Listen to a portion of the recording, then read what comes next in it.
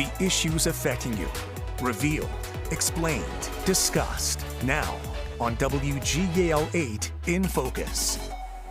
Hello, I'm Susan Shapiro. June is Pride Month, celebrating the lesbian, gay, bisexual, transgender, queer, plus community. It's celebrated in June to commemorate the 1969 Stonewall Uprising in Manhattan, the beginning of a movement to outlaw discriminatory laws and practices against LGBTQ plus Americans. Tonight, we're talking with three members of the LGBTQ plus community about inclusion, their successes, and their challenges. We're putting LGBTQ plus pride in focus.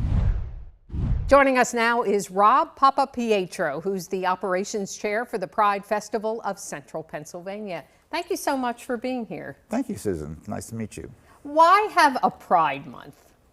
Why not? Celebrate Pride. Everything else is celebrated. We celebrate the independence. We celebrate Memorial Day. We celebrate Thanksgiving and Christmas. You know, the LGBTQ plus community are people too. Why can't we celebrate who we are? What does it do for you to have this kind of month and celebrations like this? It gives us a chance to celebrate our freedoms, our choices, like to marry, to be who we are without any repercussions. How did you become who you are now? It was a long road. You know, I was married. After 15 years of marriage, the marriage fell apart. We went our separate ways, got divorced. Ex-wife and I are still friends. I have 2 great children. I have 8 grandchildren. They're all supportive.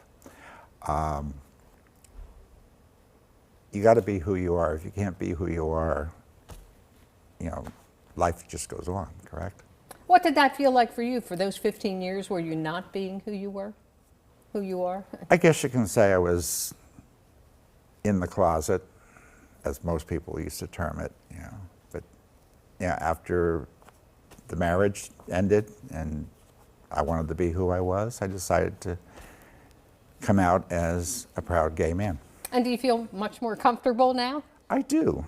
As time progresses, things are more relaxed. You know, we can participate more. It's more accepted. It has been more accepted in the past several years. What kinds of strides do you still think you need to make? Myself personally? In terms of this community? Let them know that, you know, we're not a danger. We're not a threat. We're people just like everyone else.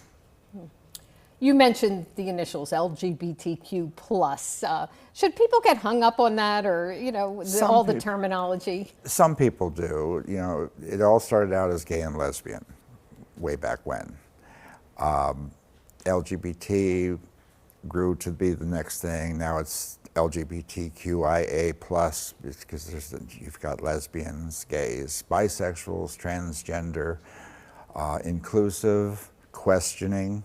You know, everybody has their own quirks and desires, and you know, be who you are. Be you gay, lesbian, transgender, bisexual. People are people. And I imagine it's just to be more inclusive of the community. Yes. So tell me about the festival and what's coming up. The festival, our festival, Pride Festival Central Pennsylvania, is July 27th, Saturday. It's always the last Saturday in July in Central PA. We have a lot of things planned.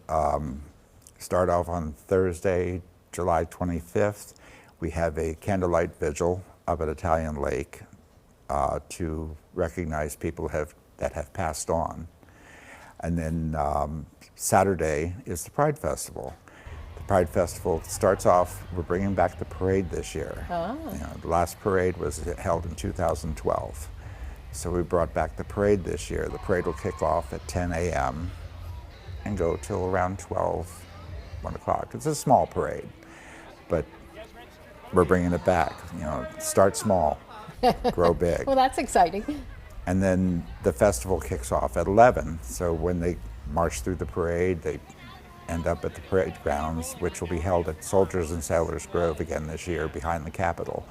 We're the first state in the nation to hold a Pride Festival on government grounds.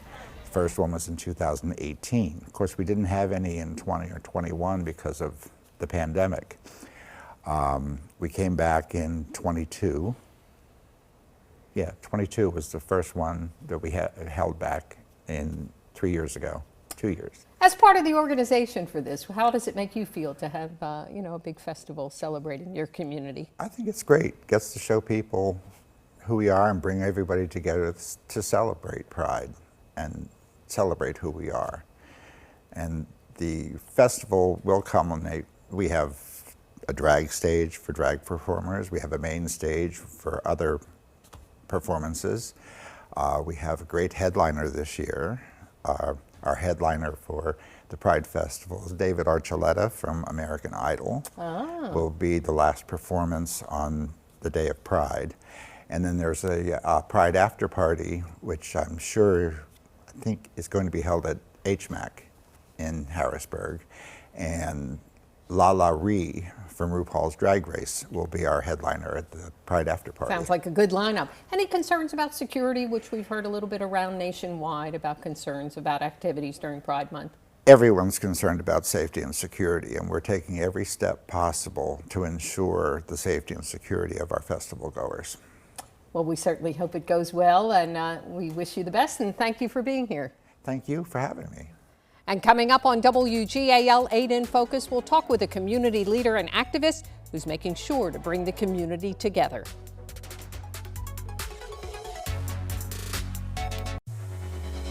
This is WGAL 8 in Focus, coverage you can count on. Joining us now are two LGBTQ+ community activists, Parker Webb and Jessica Purdy. Thank you so much for being here. Absolutely. Thank you. You started an organization called Lidditz Chooses Love. What is that? So we're an LGBTQ+ support organization, but we also support the entire community with a food pantry, which we run on Wednesday nights from 5 to 8 and Saturday mornings from 9 to noon every week. And so we provide resources throughout the community at large, but again, specifically for our LGBTQ+ brethren. And what made you want to start such an organization? Specifically where we are, I'm from Philly and had come to visit my folks and ended up staying long-term after the pandemic. But there was a pride flag that got vandalized in town, and that was actually at the time that I was deciding whether I'm going to stay or not. And we had a one-off event to support the community because I saw an action of hate and said, well, let's have some sort of action of love. So we got together a small Pride event, and 200 people showed up to the middle school parking lot for a couple of speakers that we got. And I had those speakers come so that I could learn what was going on here in the community. And I heard a lot about isolation. So I felt the need to continue with an organization that could provide social events and just bring some joy to our community here. Jesse, we talk about isolation in this community. What is that, and why does that happen? Well, isolation for the LGBTQ+ community occurs because there isn't always enough acceptance and affirmation of our community. There are families and parents who don't believe in the LGBTQ+ community's right to be. They don't think it's natural. And so they kind of shield their children from anything that could even expose them to the fact that there are members of the community who are just like them. And then that extends into adulthood as well. I mean, if you learn to shelter yourself and cover your identity and mask who you are as a child, it is very hard as an adult to break into, break out of that shell. I myself, did not transition until later in life. I grew up here in Lancaster, and I learned to hide all of the things that made me different. Was not always so great at it. People still picked up on my identity. It's one of the reasons I was discharged under Don't Ask, Don't Tell. You were in the Army, correct? I was. I joined right out of high school, and 3 months before my service term was up, they finalized the paperwork to discharge me under Don't Ask, Don't Tell. I thought I had been doing a good job up until I got to Korea, and then I was truly isolated. The support that I had found in Virginia when I was stationed at Fort Eustis just wasn't in Korea. There was no one who was out in Korea, and so I was left to my own, and I did not handle it well. That's a tough position to be in. What do you think about the current status of the military in terms of the LGBTQ community? Well, it's had some hiccups. Don't Ask, Don't Tell was repealed, but a few years ago, a transgender ban on military service was enacted. It's since been repealed. So progress is being made, but it is uneven, and it isn't something that we can count on. We're seeing that with all of the LGBTQ plus rights. Progress that we had made is now being erased by new legislation designed to limit our community's ability to participate and access essential services like healthcare and housing. Parker, I know you hold support groups. Is that something you're hearing from the community? Well, we deal a lot with young people because we are a transgender-led organization, and transgender folks come in all ages. One of the things that we have to educate a lot about is that gender is separate from sexual identity. So you can be a 4-year-old trans kid. So we support a lot of families. I support a lot of young people in those support groups. We support a lot of parents in those support groups because a lot of parents need that support of, oh my gosh, what am I going to do for my kid? Unfortunately, in Lancaster County, there's a lot of people who never got the memo. So there's a lot of education needed. I have parents call me who say, I grew up here and my parents are very conservative and they will never accept my kid for who they are, but I love my kid. I just have no idea how to support them. What do I do? All right, well, let's stay with that and stay with me because we'll talk more about how people can support members of the community as we continue our discussion.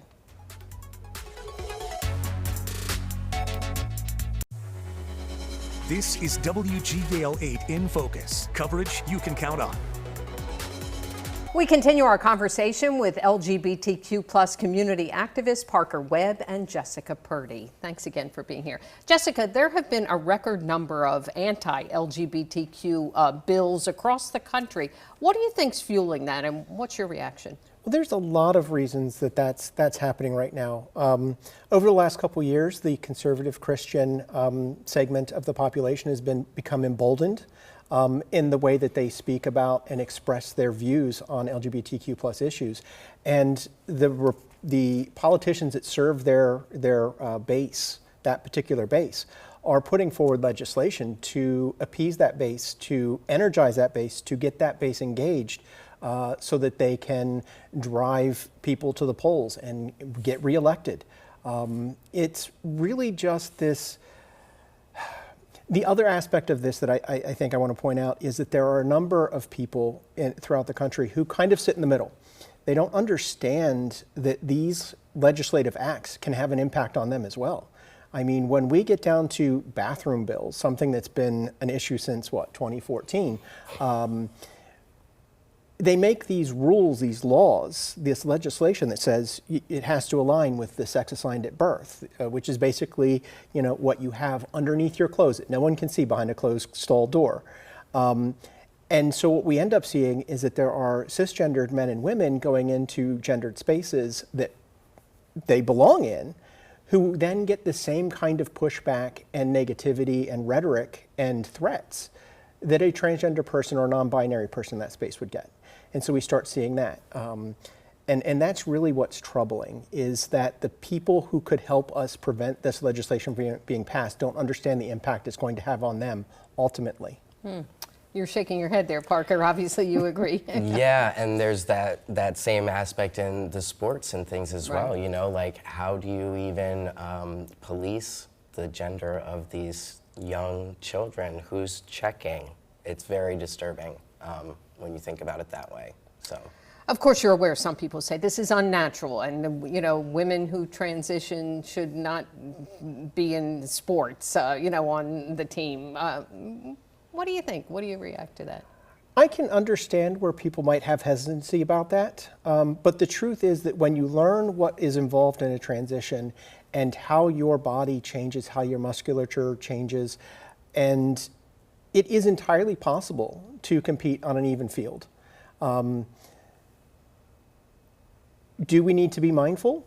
In some cases, yes. Someone who is just starting their transition today probably still has an advantage over someone who transitioned 3 years ago.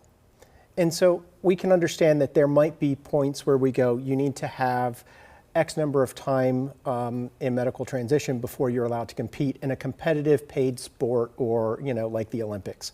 But when we're talking about children, we're talking about children who are 5, 8, 10, 15. The difference in their abilities is going to be so minimal that it really is not about do they have an unfair advantage. This is really about we don't agree with them being transgender and we don't want them being exposed to our children in that way. Yeah, there's also been an uptick of LGBTQ hate crimes. How concerning is that to you? And even the State Department has issued a terror alert during Pride Month. I mean, it's obviously very concerning, and we see upticks in the school violence when we see upticks in the violence at large. We heard specifically about 2 students getting physically assaulted after the Drag Queen Story Hour. So things like that definitely affect even how the young people treat each other. They see the way that we're treating each other, and they follow suit. You're talking about the Story Hour that ended up being canceled in Lancaster. Yeah, unfortunately. Just quickly, you say you talk to parents. What do you tell people in terms of how they, should react should their child come out to them? I mean, my biggest point always too about our organization is community. We're a community organization. Being there for each other is what's really most important. We see swings in the pendulum, we see policies come and go, but our community has been here a long time, and we've been here for each other for a long time. Well, we thank you both for being here. Thank you. Coming up on WGAL 8 in Focus, we'll speak with a man about his mental health journey and how he tries to help others.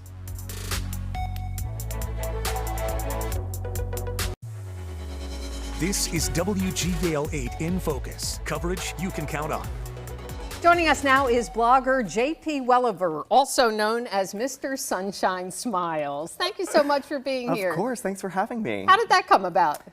So that name actually came about back in my Penn State college days. I was in a show choir, and one of the members just happened to use that as a nickname. So it is something that has stuck with me since 2006. So here I am. Well, I can see why it's stuck, because you are Smiles. You came out when you were in high school and you grew up here in Lancaster County. What was that like for you, and what kind of reaction did you get? Great question. So I was a junior in high school at Warwick. So I came out in 2005. So it's been almost 20 years. Definitely a scary moment. It's one of those things, as a young teen, your mind isn't necessarily like, you don't know what to expect. So I feel like I had just been living with such a huge weight on my shoulders, and it was just, that realization moment of like, I just need to like breathe and air out this, what I am. So did that, and it has been just a huge, huge weight off my shoulders. Yeah, you feel a lot better, I imagine. Yes. How did your family react, and how's it been? Definitely some tension in the very beginning. I feel like that was, that was a struggle for me. I've always was close to my family growing up. But yeah, we grew together through that process. We did some question and answer sessions just to kind of talk about it. That's what we need to do. We have to talk about it. And now I just have such great support from them and so much love. So I am so thankful. And that's not always everybody's journey in this. Yeah, it isn't, which is unfortunate. Talking about it is super important. I feel like, systems, having friend systems, family systems, that's so important, to have those people that you can count on, rely on. But yeah, it's a scary thing, because you don't know what people are going to say, how they're going to react. Are they going to be okay? Are they going to be really scared? Are they going to not talk to you anymore because of that? But it's just, I feel like just to get it out there and to say it is so crucial. What, if any, advice would you have for a young person or their family as well? I think, self-love is such a huge thing. I think you just need to look inside yourself, what you need. And I think, just listening, open hearts, open minds.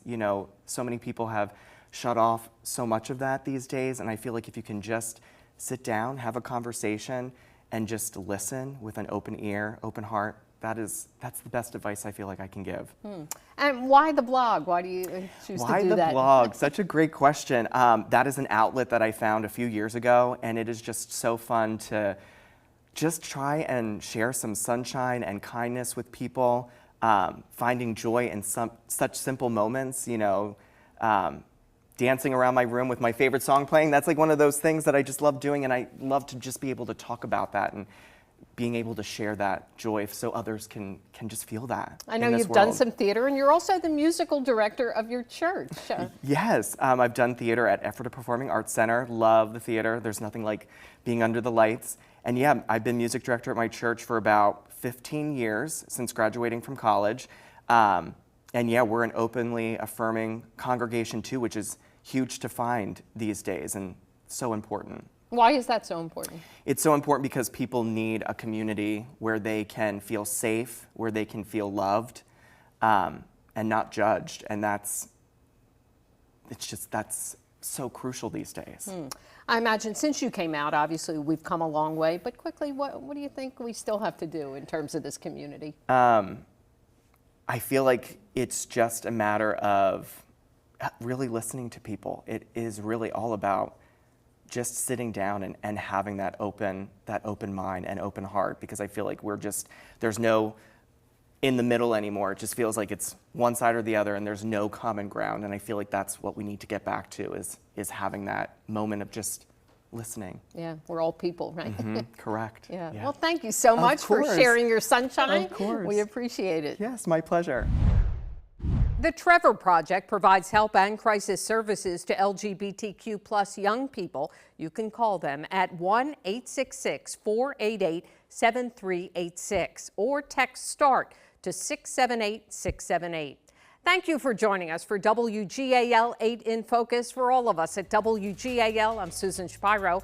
And join us again next Saturday night at 7 o'clock for WGAL 8 in Focus, right after NBC Nightly News. And you can watch each episode of In Focus, plus WGAL's latest newscasts, original programming, and more. Just download the Very Local app and stream for free on Roku and Amazon Fire TV.